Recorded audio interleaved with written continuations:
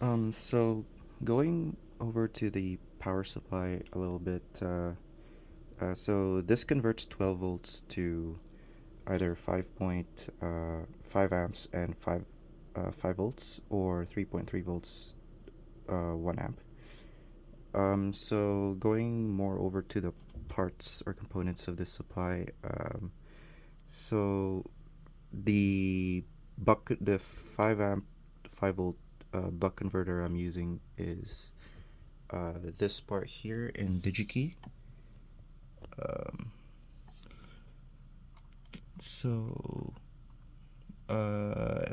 minimum input voltage is 10 volts and maximum input voltage is 14 volts. Maximum current output is 5 amps, power 27 watts. So basically we chose this module because our battery for our project would be a 12 volt battery, 17.2 amp hour. This would be used to power the Raspberry Pi 5 with recommended power specifications of 5 volt 5 amps. On the other hand, here the 3.3 volt output would power the ESP32. So okay, so at the input here, first, current protection is a must. So we have a 3 amp fuse set here, and then we have a Schottky diode. This is for reverse voltage protection, and then we have two 47 microfarad capacitors. This is the input filtering process. This was specified by the datasheet, and tantalum capacitors are recommended. We tried other ones, and that seemed to shut off the Pi, which didn't really work. It didn't really handle the ripples. And then in the output, we have one 1 microfarad ceramic capacitor and a 220 microfarad tantalum capacitor. So these are specified in the datasheet.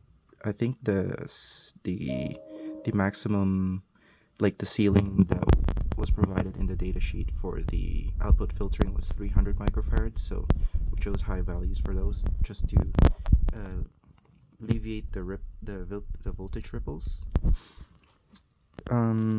Also, there is a way to set the voltage output of the module using capacitors. Using resistors.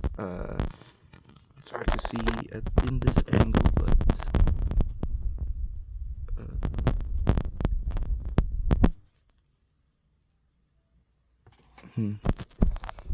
yeah, it's very tiny. Yeah, right there. They are in series. I believe I have a 1K ohm resistor and a 470 ohm resistor in series.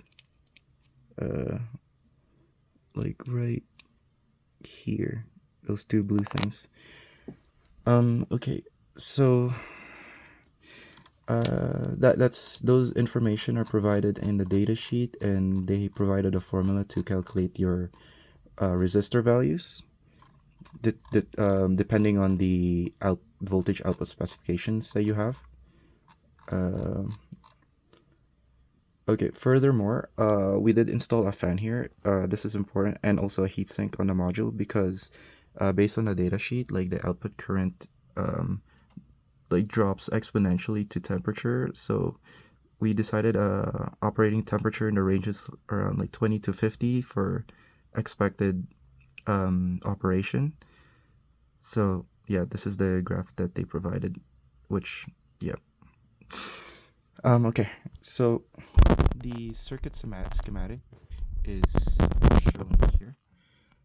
So we have the 12 volt power input supply, 3 amp fuse current protection, which is a must, Schottky diode for voltage protection, 247 microfarad capacitors for the input voltage rippling filtering, 47K ohm resistor in series with the trim pin and ground to like set the output voltage to 5 volts. We then have the 1 microfarad ceramic capacitor and a 220 microfarad tantalum capacitor for the output voltage rippling filtering process. And so we're choosing like two 5-volt connections to the Raspberry Pi, and then two ground pin connections as well. I believe this was recommended so that we're transferring more power over, like to alleviate the loss that might have occurred. For the 3-volt schematic though, this is the circuit schematic.